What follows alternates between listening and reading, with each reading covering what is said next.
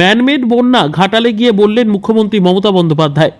বাংলা কত বঞ্চনা সহ্য করবে? ডিভিসি জল ছাড়াই ষড়যন্ত্রের অভিযোগ মুখ্যমন্ত্রীর। হুগলির পরশুরার পরে ঘাটালে বন্যা পরিস্থিতি দেখতে হাঁটু জলে নেমে পরিদর্শন করলেন মুখ্যমন্ত্রী। তিনি বলেন, কেন্দ্র সরকারের কাছে ঘাটাল মাস্টার প্ল্যান পড়ে রয়েছে, না করায় রাজ্য সরকার সেটা নিজে হাতে নিয়েছে করার জন্য। ডিভিসি এর ছাড়া বিপুল পরিমাণ জলে দক্ষিণবঙ্গের বিস্তীর্ণ এলাকা আজ বন্যা কবলিত। ঝাড়খণ্ডের জলে বাংলা প্লাবিত হচ্ছে। 3.5 লক্ষ কিউসেক জল ছাড়া হয়েছে ডিভিসি থেকে। এত জল এর আগে ছাড়া হয়নি। পরিকল্পিতভাবে বাংলায় এই ম্যানমেড বন্যা করা হচ্ছে। আমি নিজে ডিভিসির সঙ্গে কথা বলেছি, ঝাড়খণ্ডের মুখ্যমন্ত্রীর সঙ্গে কথা বলেছি। আজ ঘাটালের বন্যা পরিস্থিতি খতিয়ে দেখতে ঘাটালে রানীর বাজারে আসেন মুখ্যমন্ত্রী মমতা বন্দ্যোপাধ্যায়। পশ্চিম মেদিনীপুরের ঘাটালে আমি বন্যা পরিস্থিতি সরেজমিনে খতিয়ে দেখেছি।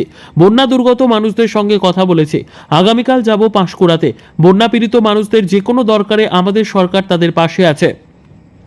আমি প্রশাসনকে এই সংক্রান্ত প্রয়োজনীয় নির্দেশ দিয়েছি। বন্যা পরিস্থিতি পরিদর্শনের পর মুখ্যমন্ত্রীর গাড়ি মেদিনীপুর সার্কিট হাউসের উদ্দেশ্যে রওনা দেন। বন্যা পরিস্থিতি খতিয়ে দেখে মুখ্যমন্ত্রী পুরো বিষয়টি দেখছেন বলে বানভাসী মানুষদের আশ্বাস দেন। মুখ্যমন্ত্রী প্রশাসনিক আধিকারিকদের প্রয়োজনীয় নির্দেশও দেন। মুখ্যমন্ত্রী মমতা বন্দ্যোপাধ্যায় সাংবাদিকদের বলেন, এটি ম্যানমেড বন্যা। রাজ্যকে না জানিয়ে কেন্দ্রীয় সরকার বিভিন্ন জলাধার থেকে জল ছাড়াই এই বন্যা পরিস্থিতির সৃষ্টি হয়েছে।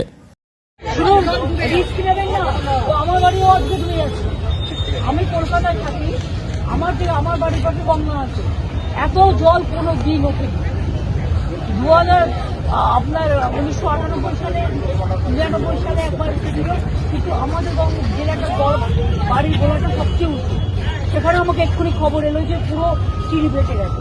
আমি তো বললাম ছেড়ে দে বাড়ি।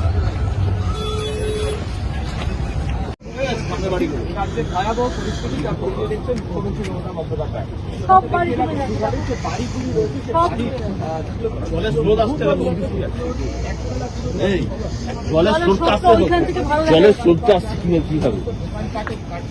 মানে 3.5 লক্ষ কিউসেক, 3.5 লক্ষ কিউসেকের ওপর জল ছেড়েছে। মানে ম্যানমেড ফ্লাড, পরিকল্পিতভাবে বাংলাকে ডুবিয়েছে নিজেদের রাজ্যকে বাঁচাবার জন্য। নামাও লোকটা নামাও শম্ভু মোবাইল পড়ে যায় একদম একদম পুরো কথা বলবো শম্ভু লোকটা নামাও না